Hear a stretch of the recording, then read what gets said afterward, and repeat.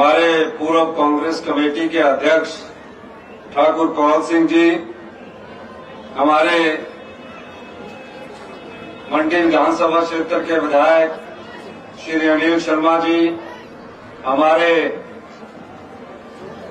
मंडी के ऊर्जावान विधायक श्री चंद्रशेखर शर्मा जी, चंद्रशेखर ठाकुर जी, हमारे भोरज के विधायक श्री सुरेश कुमार जी, हमारे मनाली के विधायक माननीय श्री भुवनेश्वर गौड़ जी, हमारे श्रीमती चंपा ठाकुर जी, श्री सोहनलाल जी जो पूर्व संसदीय सचिव थे, श्री कुलदीप पठानिया जी, अध्यक्ष कांगड़ा बैंक रामचंद्र पठानी जी, कांगड़ा एग्रीकल्चर बैंक श्री संजीव गुलेरिया जी, चेयरमैन एपीएमसी श्री पवन ठाकुर जी, जीवन ठाकुर जी, नगर निगम के महापौर काउंसलर विक्रम भट्ट, अध्यक्ष नगर निगम मंडी, हमारे सभी मंच पर विराजमान लंका हांडा जी, सभी जो नाम छूट गए सभी सम्मानित, पवन ठाकुर जी, विजय जी, रेड्डी जी, जीवन जी, आप सभी का शिवरात्रि की बहुत बहुत शुभकामनाएं। तकरीबन 14 महीने पहले बनी हमारी सरकार बनने के बाद हमने कुछ महत्वपूर्ण निर्णय आम जनता के लिए किए। हमने पुराने ढर्रे से चली हुई सरकार, जो 40 साल से रूटीन की सरकार बनी हुई थी, 40 साल से एक रूटीन से मुख्यमंत्री आते थे, मुख्यमंत्री बदल जाते थे, हमने एक ऐसी व्यवस्था की कि नए नियम बनाए और उन नियमों की सोच आम आदमी तक पहुंचे। इस प्रकार हमने फैसले लेने शुरू किए। मुख्यमंत्री बनने के बाद सबसे बड़ी चुनौती मुझे आर्थिक मोर्चे पर मिली।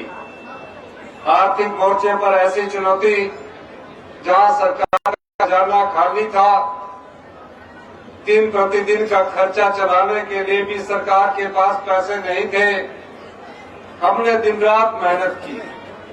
मैंने खुद व्यक्तिगत तौर पर 12-12 बजे रात के 18 घंटे बैठकर कार्य किया।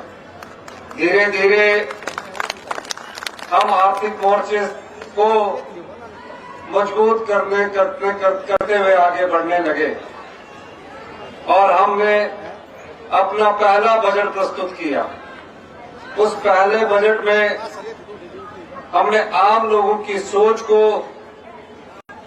प्रकट करने की कोशिश की और हमने जो पहले वादा किया था कि हमारी सरकार बनने के बाद सभी सरकारी कर्मचारी और जो सरकारी अधिकारी थे जिन्होंने हिमाचल प्रदेश में विकास की गाथा लिखी थी, उन्हें ओल्ड पेंशन स्कीम दी जाएगी। जब आर्थिक बदहाली के मोर्चे से हम उबर रहे थे और हमने प्रयास किया और पहले ही कैबिनेट में हमने ओल्ड पेंशन स्कीम लागू की। ओल्ड पेंशन स्कीम लागू करने के बाद फिर हमें आर्थिक पाबंदियों का सामना करना पड़ा। आर्थिक पाबंदियां कैसी कि ओल्ड पेंशन स्कीम लागू करके हमें 1800 करोड़ रुपए की जो सहायता केंद्र सरकार से मिलती थी उसको बंद कर दिया गया। हमने कहा आप ये सहायता बंद कर रहे हैं, लेकिन हमारा जो अंशदान है, जो सरकारी कर्मचारियों का एनपीए के रूप में अंशदान सरकारी कर्मचारियों द्वारा दिया गया है और सरकार द्वारा दिया गया है, तकरीबन वो 9,000 करोड़ रुपए बनता था, उसे वापस कीजिए। आज तक वो 9,000 करोड़ रुपए से एक भी कौड़ी हमारे सरकारी खजाने में नहीं आई, लेकिन हमारे कदम डगमगाने वाले नहीं थे। हम मजबूती से आगे बढ़ रहे थे कि इतिहास की सबसे बड़ी आपदा इस प्रदेश पर आन पड़ी और इस प्रदेश पर इतनी अत्यधिक बारिश ने कहर ढाया कि कई घर बह गए, कई मकान टूट गए और मैं पूरे प्रदेश का दौरा कर रहा था। हर जगह जो आपदा प्रभावित परिवार थे, जिनका आशियाना लुट चुका था, बह चुका था, वो आकर हमारे पास रोने लगे। कहा एक मेरा पक्का घर बड़ी मेहनत से बना, दिन रात मैंने मेहनत की, पाई पाई जोड़कर इस घर को मैंने बनाया ताकि मैं आने वाले समय में अपना बुढ़ापा आराम से गुजार सकूं। रो रहे थे और कह रहे थे अब कौन हमारा घर बसाएगा। पूरे प्रदेश में तबाही का ऐसा मंजर हमने अपने जीवन काल में कभी नहीं देखा, लेकिन हमने हिम्मत नहीं हारी। केंद्र सरकार से हमें कोई सहायता नहीं मिली। मैंने अपने बजट के कट लगाकर 4500 करोड़ रुपए का आपदा राहत पैकेज दिया, क्योंकि मैं खुद एक आम परिवार से आता हूं, मैं खुद एक किसान परिवार से आता हूं, मैं खुद एक कर्मचारी का बेटा हूं। मुझे दर्द पता है कि हिमाचल प्रदेश में कोई इतना धनवान नहीं है। 75 लाख की जनसंख्या में बड़ी मुश्किल से पाई पाई जोड़कर एक घर बनता है, और जब घर तबाह हो जाता है तो उस परिवार के दिल पर क्या बीती होगी ये हम लोग जानते हैं। मेरे पास कई माताएं आई, बहनें आई, परिवार के लोग रो रो के बिलक बिलक के कह रहे थे हमारा घर क्या बनेगा। कई छोटे बच्चे ये कह रहे थे कि हम स्कूल कैसे जाएंगे, हमारी तो वर्दी भी सारी इस आपदा में बह गई, हमारे बर्तन सारे इस आपदा में बह गए। हमने हिम्मत नहीं हारी, हमने कहा हमारे जो छोटे छोटे बच्चे स्कूल में जाते हैं, हमने हिंदुस्तान में पहली एक ऐसी योजना लाई कि जो आपदा प्रभावित परिवार थे उनके घर जो उजड़ गए थे उनको कहा जब तक आपके घर नहीं बनते तब तक आप गांव में रहने के लिए 5000 रुपया हमने किराए का मकान के रूम में उनको दिया। 10,000 रुपया शहर में जो आपदा से प्रभावित परिवार थे उनको दिया और कहा 31 मार्च 2024 ये 24 तक सारा खर्चा सरकार उठाएगी। हमने हिम्मत नहीं हारी और उन सब परिवारों को बसाने का काम किया। 4000 घर, 4000 हिमाचल प्रदेश में घर पूरी तरह तबाह हो गए। तकरीबन 13,000 पक्के घर आंशिक रूप से तबाह हो गए।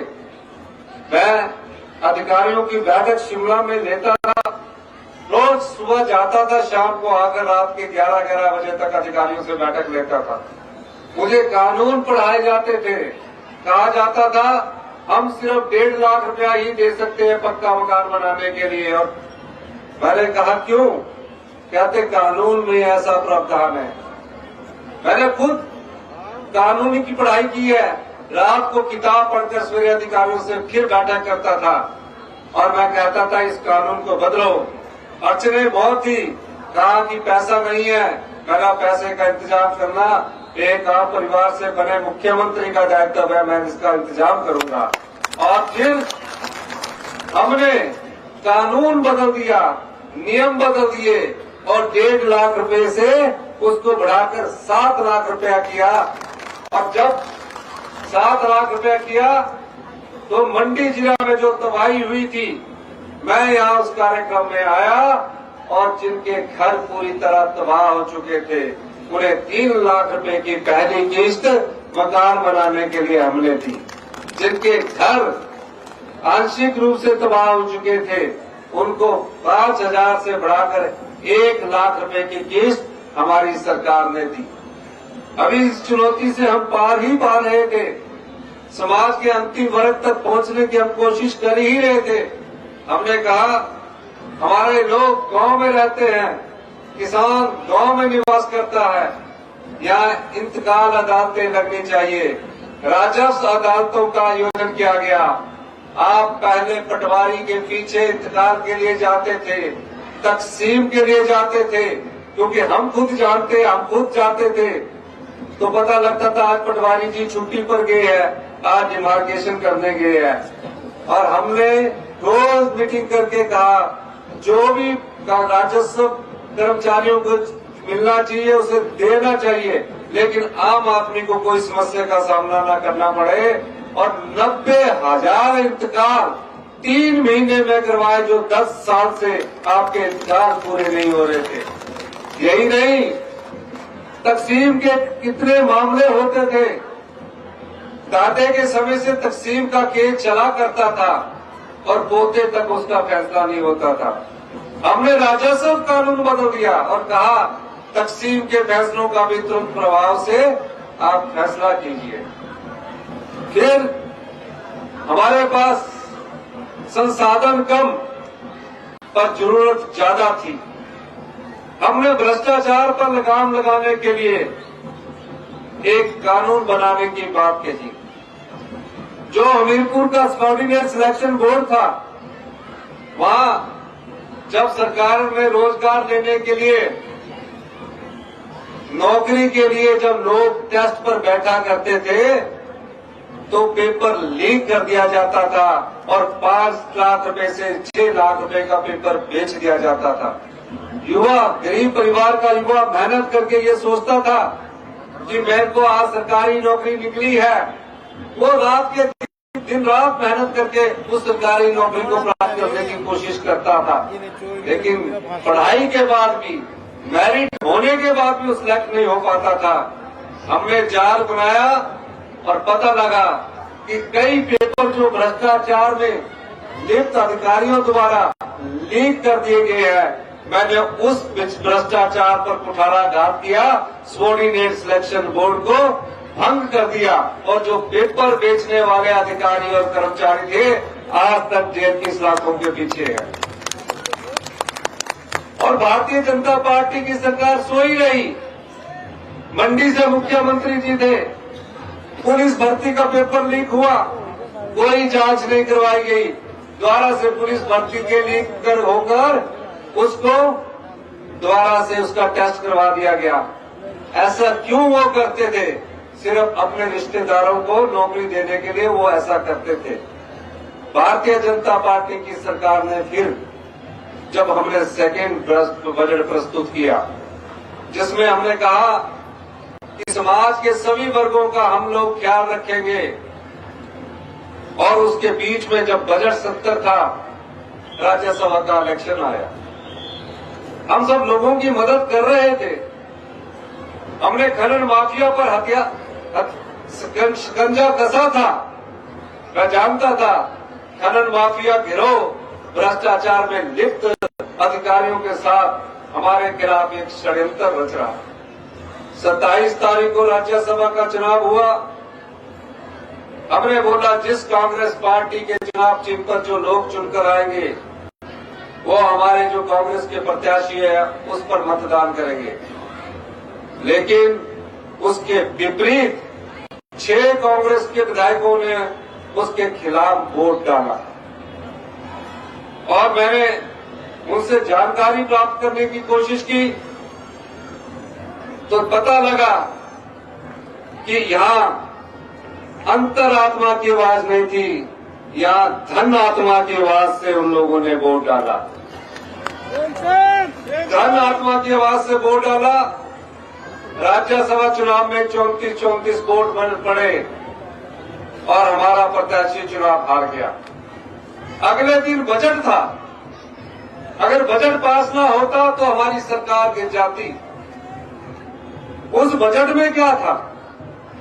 उस बजट में आम लोगों के लिए, किसान के लिए, महिलाओं के लिए योजना थी। पहली बार हमने हिंदुस्तान में एक ऐसा कानून बनाया जो पशुपालक है, जो दुग्ध उत्पादक है, उन्हें दूध का उचित मूल्य मिलना चाहिए। मैंने पाया कि गांव का किसान दूध पैदा करता है और मिल्क फेडरेशन 32 रुपए किलो के हिसाब से उससे दूध खरीदती है। मैंने कहा भाई हम भी किसान हैं, हमारे लोग भी पशु पालते हैं, 32 रुपए में तो चारा ही नहीं पूरा होता। मैंने उसके लिए नियम बनाया और दूध के मूल्य को जो ये दूसरा बजट प्रस्तुत किया 32 रुपए से बढ़ाकर सीधे 13 रुपए बढ़ाए 45 रुपए कर दिया, ताकि गाय का दूध अगर सरकार उससे 45 रुपए किलो के हिसाब से खरीदेगी और भैंस का दूध 55 रुपए किलो के हिसाब से खरीदेगी। और कहा किसान के हाथ में पैसा कैसे आएगा, किसान कैसे आर्थिक समृद्धि की दिशा में आगे बढ़ेगा। 90% हमारी जनसंख्या गांव में रहती है, तो मैंने एक और योजना लाई प्राकृतिक खेती की, यानी कि जो गोबर से खेती करके गेहूं उगाएगा उससे 40 रुपए किलो सरकार गेहूं खरीदेगी और 30 रुपए किलो मक्की खरीदेगी। ये क्यों लाया मैं? ताकि गांव के किसान के हाथ में पैसा आए। आर्थिक तंगी थी, महंगाई बढ़ रही थी, कर्मचारियों को हमने 4% डीए की किस्त दी। 10 साल पुरानी लायबिलिटी उनकी 10,000 करोड़ रुपए की थी। हमने कहा कि कैश लीव कैश एनकैशमेंट और ग्रेच्युटी जो है वो पहले चरण में हमारे सरकारी कर्मचारियों और पेंशन भोगियों को दी जाए। अब ये बजट पास होना था। हमारे जो बेचारे पुलिस के कर्मचारी है 10 साल से 7 रुपया डाइट मनी मिलती थी, महीने की 210 रुपया डाइट मनी मिलती थी। मैंने एक ही व्यवहार में 210 से बढ़ाकर 1,000 रुपए की ऐतिहासिक दे दी। विधवाएं बहनें 1,15,000 के करीब हमारी विधवा बहनें हैं। विधवा बहनों के बच्चे पढ़ना चाहते हैं, डॉक्टर बनना चाहते हैं, इंजीनियर बनना चाहते हैं, कोचिंग लेना चाहते हैं, लेकिन कई विधवा बहनों की हमारी आर्थिक हालत ठीक नहीं है, बच्चे को पढ़ा नहीं सकते प्लस 2 के बाद। हमने उनके लिए भी योजना लाई और जितनी विधवा बहनें हैं उनके जितने भी बच्चे हैं 1,15,000 हमारी विधवा बहनों के बच्चे, उन्हें हमें पैदा होने के बाद से 27 साल तक सारा खर्चा हमारी सरकार करेगी। गरीब आदमी है जिसका बच्चा पढ़ाई करना चाहता है, पढ़ने में तेज है, आर्थिक तंगी के मन में उसके मन में आत्मविश्वास ये नहीं आ पाता कि मैं +2 करने के बाद अगर मैं डॉक्टर बनता हूं तो क्या मेरी माँ बाप मेरी फीस का पैसा दे सकेंगे। हमने उनके लिए योजना लाई और कहा 20 लाख रुपया एक परिवार का बच्चा अगर पढ़ना चाहता है 1% ब्याज के हिसाब से हमने उसके लिए वाईएस प्रमाण ऋण सुविधा योजना लेकर आए। ये पीड़ा क्यों है? क्योंकि मैं भी आपके परिवार से निकलकर राजनीति की इस कुर्सी पर पहुंचा हूं। मैं कभी मंत्री नहीं रहा, मैं मेहनत करके आप लोगों के संघर्ष से इस कुर्सी पर पहुंचा हूं। और जिस प्रकार इस कुर्सी को चुराने की कोशिश भारतीय जनता पार्टी की जो लोग सरकार कर रही है, भारतीय जनता पार्टी के नेता कर रहे हैं, वो कभी सफल नहीं होगी, क्योंकि ये आम जनता की कुर्सी है, ये किसान के बेटे की कुर्सी है, ये कर्मचारी के बेटे की कुर्सी है। इसको छीनने की कोशिश करेंगे तो आम जनता जो हमारे साथ कंधे से कंधा मिलाकर चलेगी वो आपको उसका मुंह तोड़ जवाब देंगे। क्या आप लोग हमारे साथ कंधे से कंधा मिलाकर चलेंगे? दोनों हाथ खड़े करके बताइए। तो अगर मैं आपको ये कहना चाहता हूं, भ्रष्टाचार की लड़ाई लंबी है, भ्रष्टाचार से की कमाई पर हम कुठाराघात करते रहेंगे और जो पैसा उस भ्रष्टाचारियों ने कमाया है वो आम जनता के बीच हम लोग बांटेंगे, जिसका हमने क्रम शुरू कर दिया है। अनाथ बच्चे थे, कोई नहीं पूछता था, माता खो चुकी है, पिता खो चुके हैं, पढ़ने का कोई साधन नहीं था।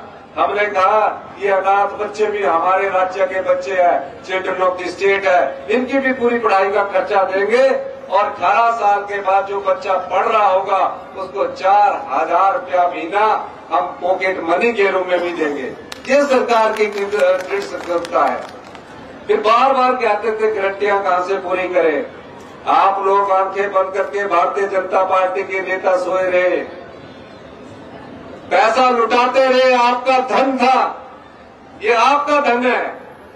5 साल के लिए कुर्सी मिलती है, ये लुटाने के लिए नहीं होती, ये किसान की सेवा के लिए होती है, महिलाओं के सम्मान के लिए होती है, युवाओं के रोजगार के लिए होती है और आम आदमी के मान सम्मान को बढ़ाने के लिए होती है। पैसा लूटता रहा, शराब के ठेके रिन्यू होते रहे, एक शराब के ठेके नए बनते रहे, उसमें आए 160 करोड़ रुपए होते रहे रिन्यू करके। हमने शराब के ठेकों की नीलामी की, 160 से 500 करोड़ रुपया आपको आय के रूप में बढ़ाया। कहा गारंटियां कैसे पूरी होगी? हमने कहा हम पूरे करेंगे। और मैंने 18 साल से उम्र की जो हमारी बेटी है, उसके शरीर के अंतिम सांस तक उनको 1500 रुपए देने की हमने घोषणा की।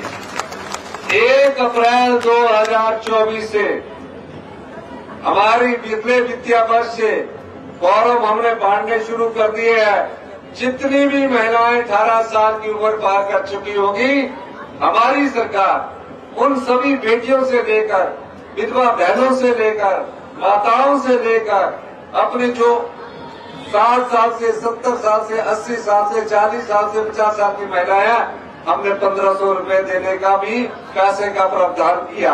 ये पैसा आएगा कहां से? ये पैसा आपका है। ये पैसा नियम कानून बदलकर भ्रष्टाचार पर चोट करने के बाद हमारे पास आया है, जो मैं आपको बांटना चाहता हूं, आपका अधिकार है। और मैं एक और बात कहना चाहता हूं भारतीय जनता पार्टी के नेताओं को। हमारी लड़ाई लोकतंत्र को बचाने के लिए है, और जो लोग चुराकर लोकतंत्र पर अपनी गद्दी पर बैठना चाहते हैं, जनता उन्हें कभी माफ नहीं करती है। मैं जानता हूं आज आप 9 दिन पंचकुला के ललित होटल में ठहरे। ऐसी क्या डर है आप में कि आपको पंचकुला के ललित होटल से प्राइवेट प्लेन द्वारा देहरादून ले जाया गया, वहां से ऋषिकेश ताज होटल में 7 स्टार होटल में चुन कर गए हैं। जनता विधायक आप बनाते